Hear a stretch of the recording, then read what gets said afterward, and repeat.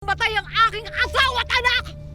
Bakit mo hinahayaang mamuhay ang isa pang masama mong kapatid?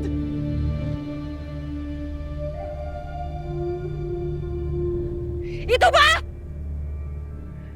Ito ba ang katarungan para sa'yo? O ito ang bunga ng di makatwirang pananaw? Kaya't hinahamon kita pataluman. Nasaan ang katarungan? Arushka ivnea de tumbre, ivbugnaenes deya ikoretanaya.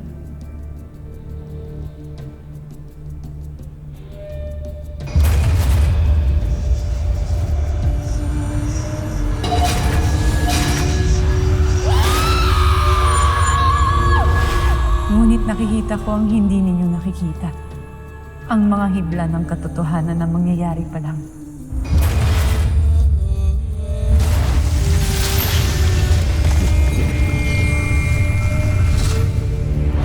Ang mga lakas na magdurugtong sa buhay at kamatayan para sa kapakanan at magandang kinabukasan ng Encantadia.